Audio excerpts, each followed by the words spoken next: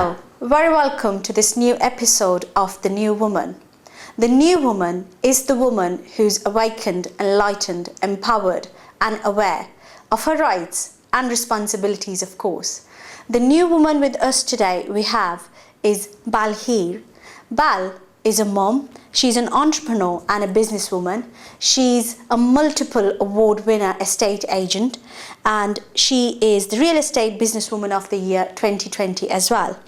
She loves inspiring herself and she loves inspiring others while being on her own journey as well. Let's welcome Bal Heer. Hello Bal, very welcome today. Thank you, Riti. So Bal, you're a businesswoman. I know from knowing you that you are an established businesswoman and you're an estate agent.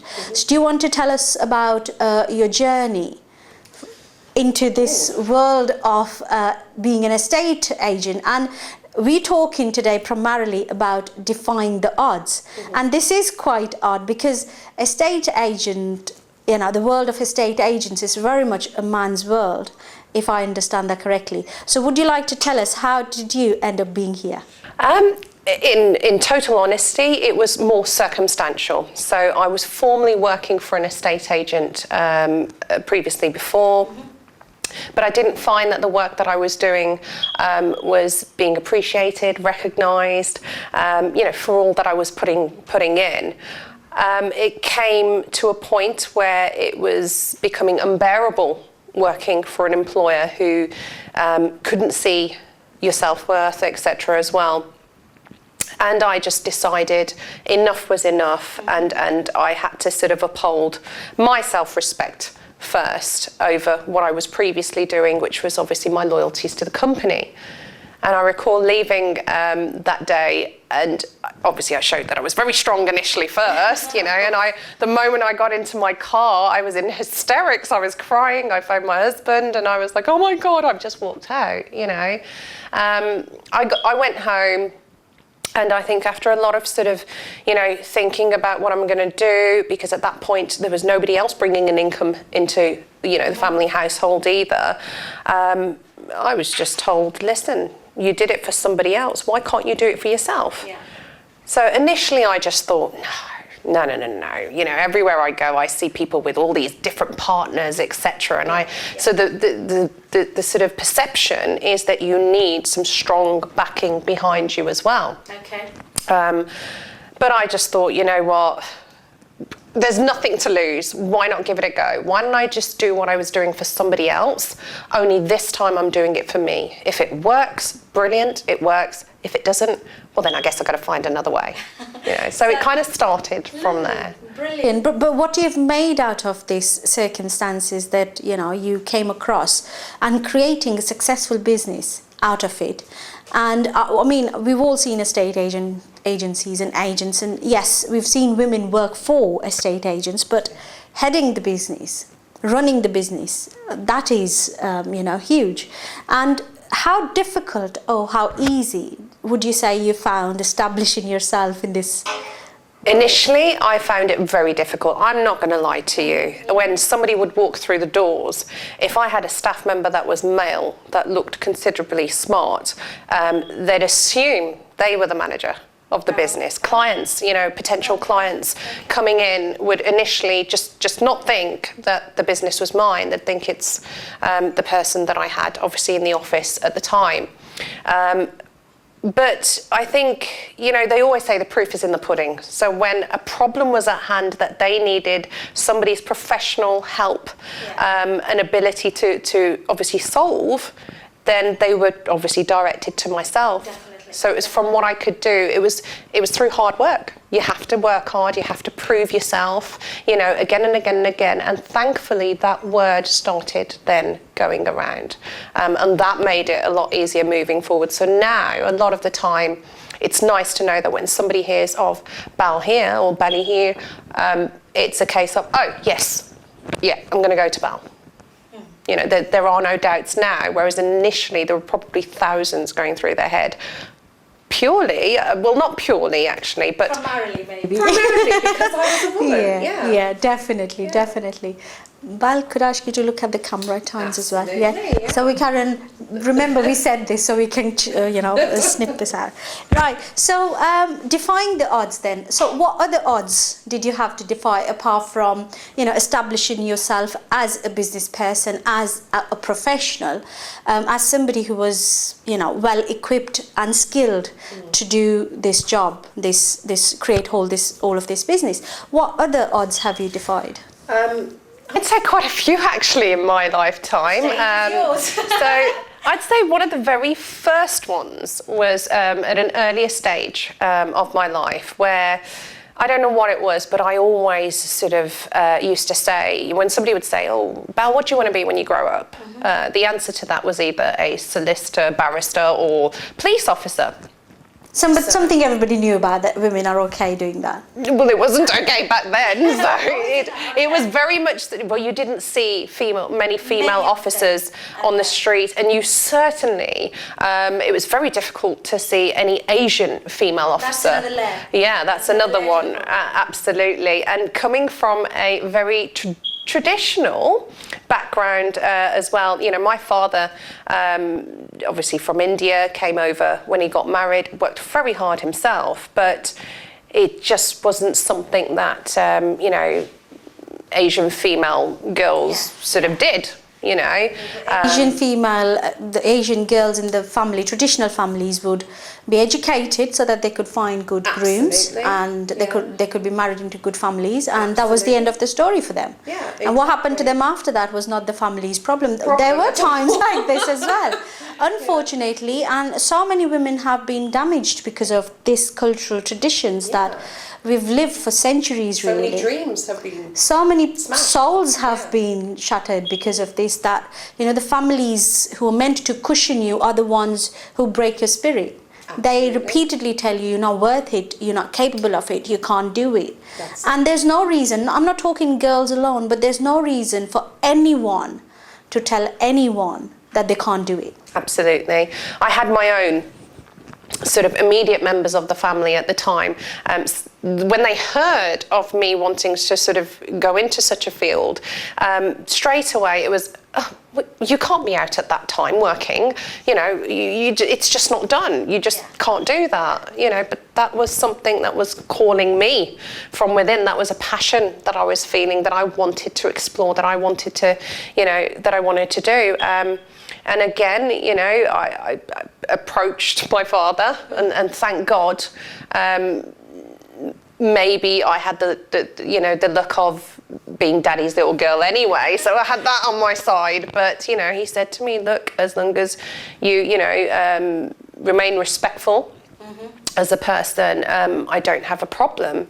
But again, sometimes it's not even your mum or dad, it's the people around you that are trying to then stop that from going ahead, and you just got to fight your way through it. You've just got to stand your ground and say, this is what I want to do.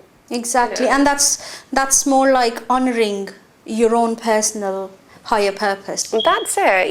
If there's one thing that I've noticed, if I look back on reflection of me as a character, as a person, I love dealing with different people. I'm a people's person, definitely, because I can get on with anybody. Where other people struggle, I don't need to know you. I can just get on with you, And I think that's why these roles have suited me, very much in the past as well. People don't intimidate me, even I've always been sort of in the man's world. I went from going into the police, going into sales and marketing, and that was a very, very sort of male orientated environment. Again, you didn't see women there. And I went from sort of ground floor knocking doors to running their leading office, nationally. In fact, I took a failed office and turned that into the leading sort of office from all of their offices around the country. And again, it's that determination. You've got to work 10 times harder. I recall people saying, "Oh, it's okay for girls when you knock on doors, you just have to bat your eyelashes." And I'm like, no, that's not what we do. And that's not how you get work anyway. In fact, what we probably do is we're more real. Yeah. You know, I don't need to lie or sugarcoat things, and people see through that. And that's what made me good at what I was, not batting my eyelids. Exactly. You know? And people know when they mean business, when they mean, if they're buying something, you're selling something, people would not buy stuff because of whatever you're pretending to be. If they can see there's value in what you're telling them, value in the product you're offering them, then that's how. Absolutely. And I'm a firm believer, and again, probably because of everything that I've done in the past, but, people buy from people as well. Exactly. So if they're not buying from you, there's something about you that isn't, transmitting across properly. Yeah. So as much as I know that you're a successful business person, a multiple award-winning business and entrepreneur, estate agent, I also know that you've struggled at personal ends. And I know that your story is very empowering and inspirational.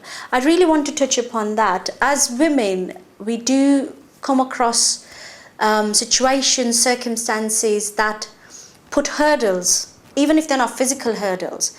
Just because you're a woman, you're restricted, you're in a frame, you're in a mold, and you can only do this. And you cannot do this, right? Or you have to do this. And we're talking defying odds here.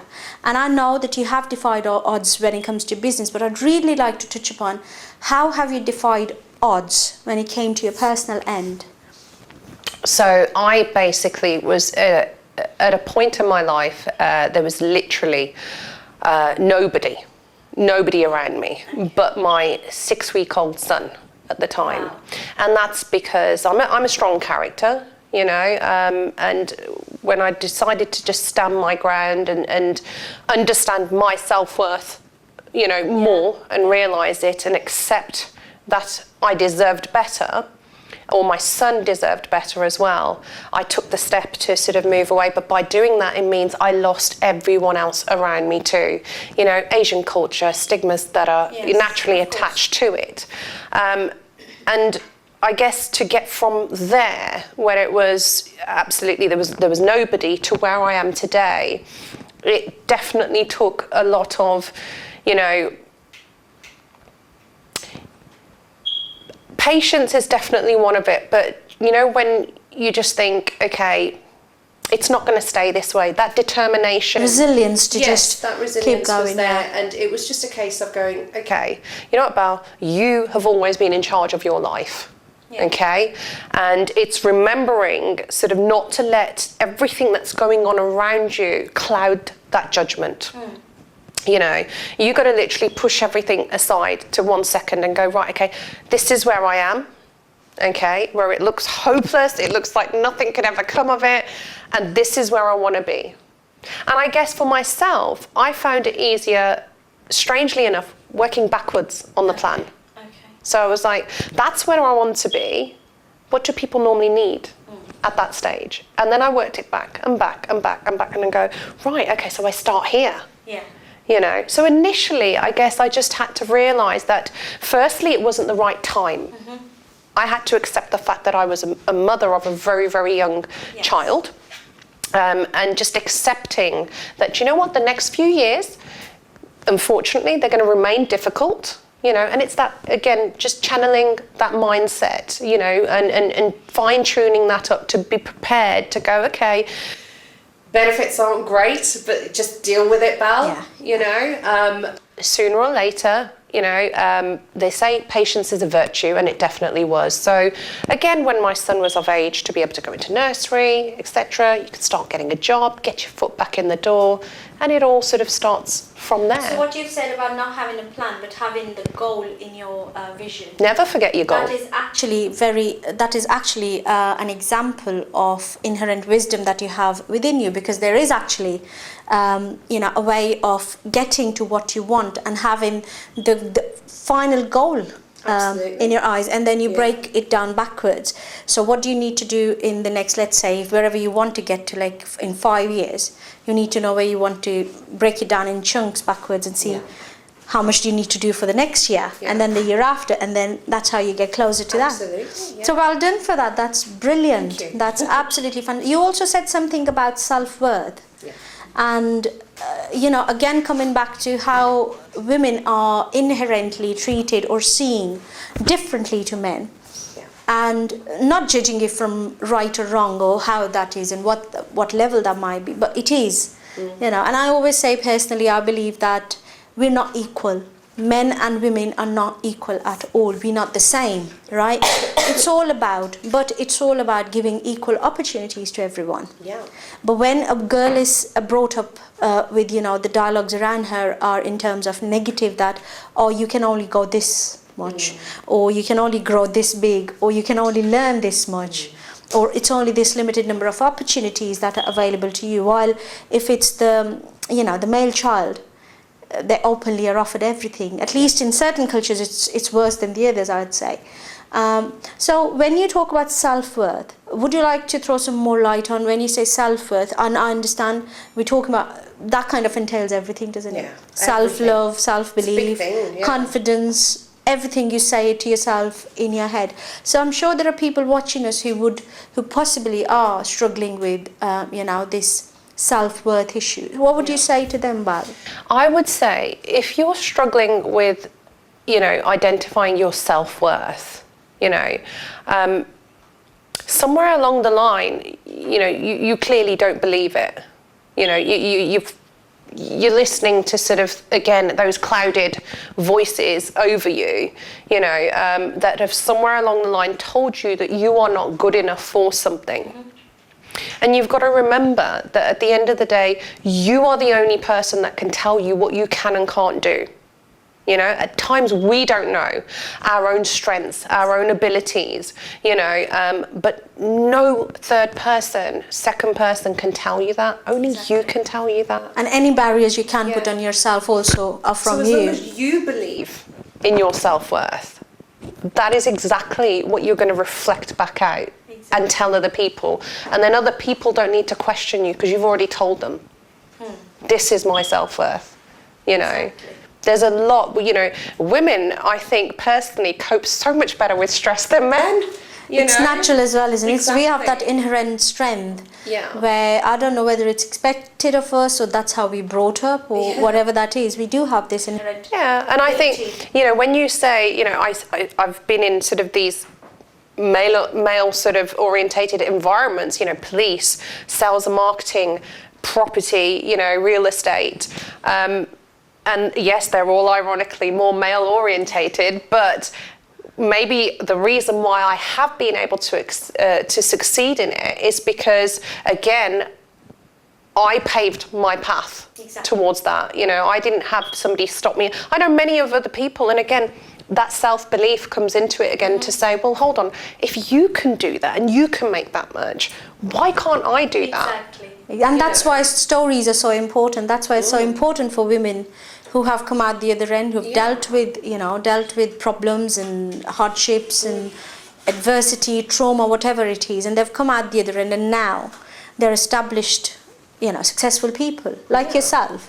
And therefore, it's so important then to say out your stories so that people can relate to that, to whatever they're going through in the moment, and then build themselves up from there. And you know, and I was no different. When you listen to inspirational stories, and the first thing you think is, oh, she can do it, I can do it too. Exactly. Or at least give it a go. Yeah. I need to get up and try. Don't knock it until you try it, definitely, you know, and why can't you do it? Exactly. Why can't you? You have, the majority of us will have 2 arms, 2 legs, you know, the same thing, 2 eyes, you know, nose, ears, mouth, exactly what I'm seeing with somebody else. So why can't I do it? And it's because somewhere along the line, you need to believe you can do it.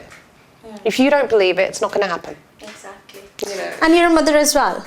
That's an added cap, feather to your cap as well. So you're a mother too. Yes. So how did you balance the whole thing out? Again, you know, it's much resilience again behind me there. And I'm not going to lie to you, and I wouldn't lie to anyone that's watching this as well. It's not easy. Okay, let's put that out there first. We're not going to make it look like a bed of roses. It isn't. So it's not easy. It's going to be challenging. You know, you're going to be tired. You're going to go through, you know, phases where you're going to want to give up. Okay, you go through these phases. You talk to any person that is successful within their own right, okay, they will tell you that there were many a times they were ready to give up, okay? But somewhere along the line, you're allowed to have, it's so important to just let out sort of what you're feeling. If you can talk to somebody, talk to them. You know, I didn't always have somebody to talk to, but that's not to say along the, you know, the path that people didn't become available to talk to. But you know what? Yeah, I mean, with children, oh God, where does it stop? Your day, it's like you're a 24-hour clock. But you know what? These are the sacrifices that we have to make. Unfortunately, with, you know, all success, somewhere along the line, there are sacrifices. So if you want to be successful, we can't be deluded and think it's all going to be sort of plain sailing. You know, there's a reason why, you know, you have people that are entrepreneurs, run their own businesses or what have you, because they chose to do something that another wasn't prepared to do.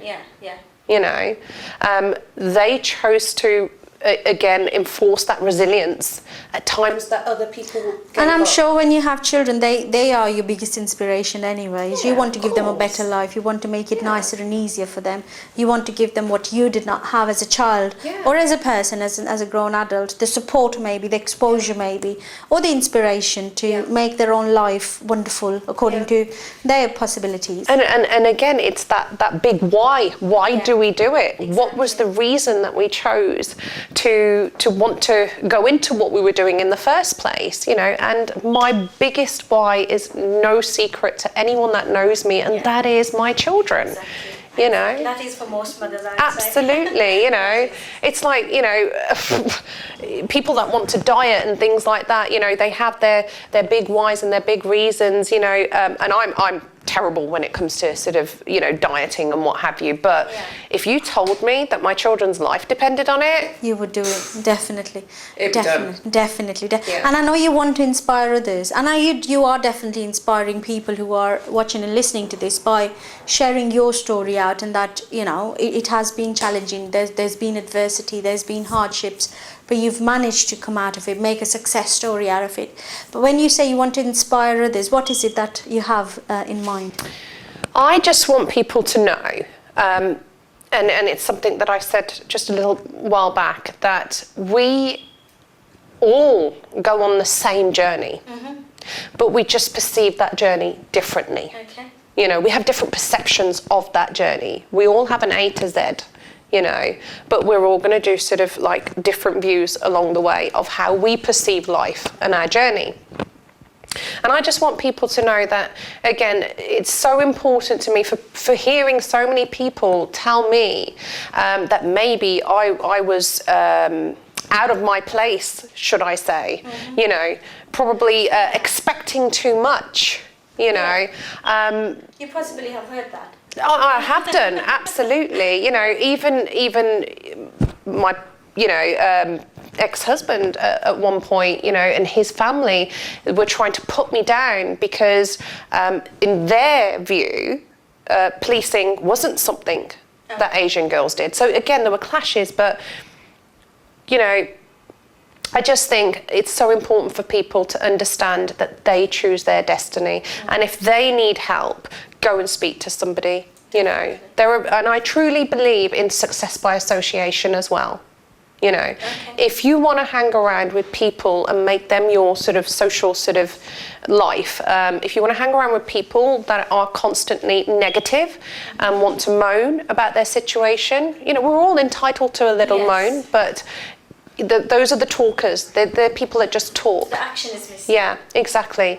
But if you want to be successful, then surround yourself with people that are successful, that have done where you want to sort of go to. That applies to your personal development and your professional development. Absolutely, absolutely, because they've been there, they've done that, they've worn the t-shirt, and they're more likely to be able to offer you guidance that you probably, you know, would have not had from just your friend that's never experienced what you've, you know, been going through. Advice is so valuable, but it's very careful who you've got to be very careful who you take it from. Yeah. Lovely. Brilliant. So if you were to give like 2 tips to somebody who was looking to establish business, a new business, what would those be? Two things you'd like to definitely tell them. Okay. Definitely go for it. Don't let anybody stop you, as a one. That's the most important one. Yeah. I don't know what the second one is. The second one, I would say, remain determined and remember your why. Yeah, as wrapping those 2 into one as well, because there's so many things involved in doing that. Definitely. But If the action is missing, then remember your purpose. If the action does not happen, then Yeah, nothing exactly. changes unless you change nothing. Absolutely, and I think your purpose, your why, your purpose could be you. It could be your children. It could be anything, But just remember that purpose every time, things get difficult, things get challenging, and you're close to giving up. Remember that purpose. Remember the reason that you were starting this in the first place, or you wanted to start it in the first place, and it'll put you back on track. Brilliant. So you're an all-rounder, really, Bal. You've not just developed an established, successful business for yourself, but you've also sorted your, personal development journey, and you've got to being a mum and being the person you wanted to be, and you wanted yourself to, change yourself into this person.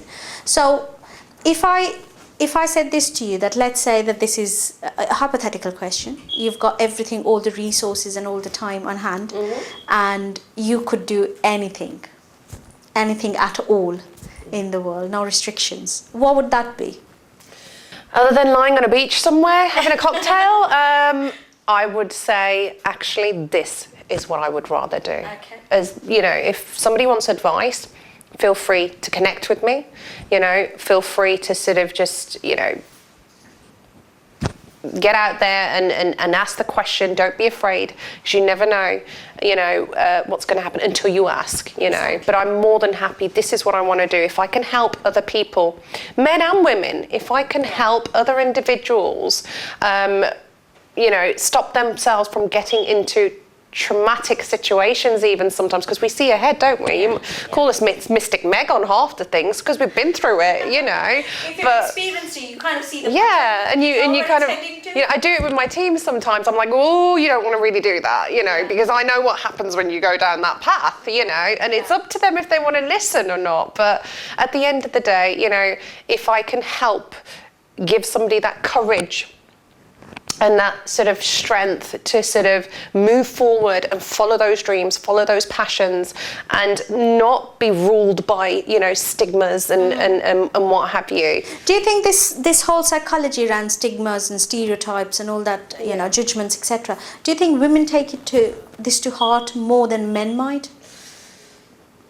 I think everything's a 50-50, but I do know, again, from personal experience, I'm going to have to say that, men can feel quite intimidated by the strength that a woman can display.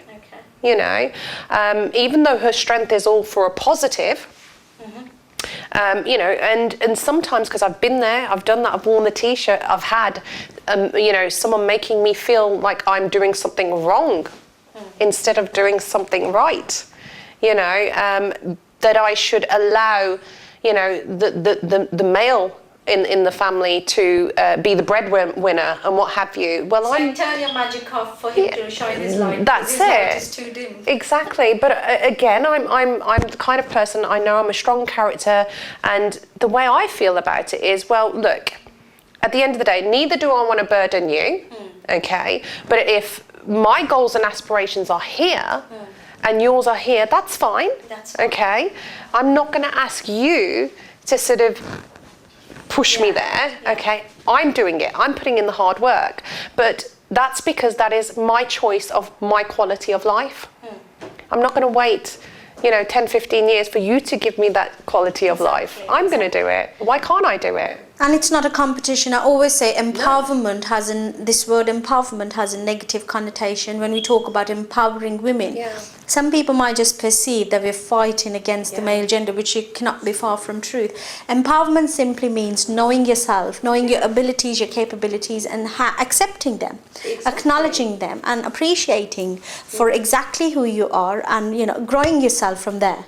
That is empowerment, and that is what we aim to do, regardless of men or women. It's taken me so long, so many years, believe it or not, because I had this tunnel vision and I was on this goal to sort of, okay, I need to get from here to here. Yeah, exactly. But it's taken me so long to finally realise, and I'm going to be honest, I've only recently, I would say, in the last year, possibly a little bit longer, I've actually realised what I'm capable of, my capabilities. Like, it was going along in the background anyway, but I finally recognised it for myself that, do you know what, Bal, you are a strong individual. Yeah.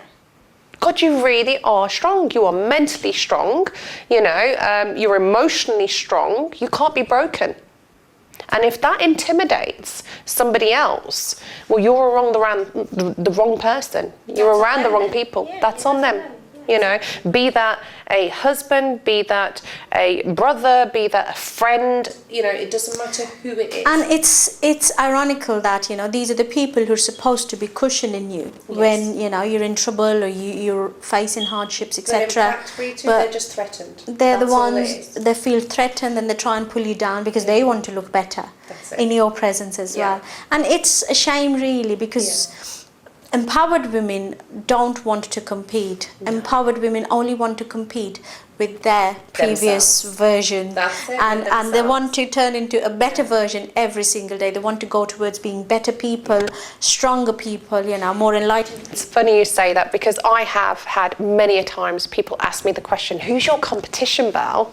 And they're talking about estate agencies and what have you. So who's your competition? Dixon, Connells? And I'm like, nobody's my competition. I'm my competition, I compete against me. How did I do last year? Right, this year I want to do even better. Yeah. Not how did Connells do last year. I'm going to do better than this them. year I want to do. No, it's how did I do? So do you actually get pulled into these conversations or this sort of competitive? I always, I get the questions asked. So when people are dealing with my CEO, for instance, on my website, or social media marketing, and they need just a bit of information. So who's your competition, Bal? Me. And that might sound really sort of big-headed to somebody else, but I'm like, no, seriously, I've always been my own competition. I've never competed with anybody else. I'm competing with me. My challenges that I face in life, I'm in awe of a challenge. When a challenge comes and that forward, is an empowered place to come from. Yeah. When you are done with everybody else on the outside and you're only bothered about your within. And what is it that you're trying to get to? Who is it that you're trying to grow into? Yeah, and I think these women need to know this, and they need to remember that, Guys, take... 100% must sort of remember that. Oh God, I could go all militant, I could on this topic, but no, seriously, and this is what I mean by remember your self-worth. Exactly. Don't compare yourself to somebody else, because what they're going through may not be what you're exactly going through. It might be similar, but at the end of the day, it's different. Okay, you're in competition with just you. So if you're failing at something, it's because you've accepted defeat against yourself, and that's the saddest part about it. And the best way to find your internal inner peace is, embracing and accepting yourself 100%. Absolutely. With your flaws, with your beauty, with your ugliness, with your evilness, whatever you call it. You know what? It's all your part. Don't be afraid to fail. Exactly. Do not be afraid to fail. It's the failing that you learn so much from. You go, right, so that wasn't the way to do it. Okay, and I read it again. somewhere that spell it's essential to make mistakes, M-U-S-T. They didn't call it mistakes. Must, exactly. Must do. You've got to. And succeed. You've got to. It's like when people have children. When you have your first, you're like, oh my God, what am I doing? Yeah. And you probably think, God, there's so much that went wrong when you look back. But when you had your second, why was that one easier to the first? Exactly. you know, because there were things that you already prepared for, you knew were going to come, and you learnt from the first time, well, that doesn't work, so let's try something new. And it's each time you're failing, you're learning, you're upskilling, you know. So some people get put off from the first time that they fail at something. Don't. You've got to keep going, and you've got to keep going, and just keep going until you are satisfied to where you have got to. Brilliant. You know. How powerful is that? So Bal, I have been in awe of every single thing that you've said today. I have thoroughly enjoyed myself speaking to yourself. Is there one last thing that we've not touched upon you want to share with the audience? Anything that you'd like to say to them before we finish? Oh, I wish I could say something fancy here, you know, but unfortunately I can't. I can only say that again, you know, life's taught me so much over the last at least 20 years, I would say. And one of the biggest things that I say to anybody that wishes to find any form of success, whether that be personal or whether that be professional, remember to stay grounded and remain humble with it. That's what I would say. Because otherwise, you're a different kind of success that not everybody likes the picture of. That is brilliant. That is fantastic. And I'm sure everybody wants to be seen in a positive light and heard with a nicer, pleasant note as well. Bal, I want to say a big thank you to you for sparing your time here and coming to speak to us on The New Woman. And this is The New Woman. We want all the women to become empowered, enlightened, awakened, embraced. Thank you so much. Thank you for having me. Thank you. Okay, hey Sam.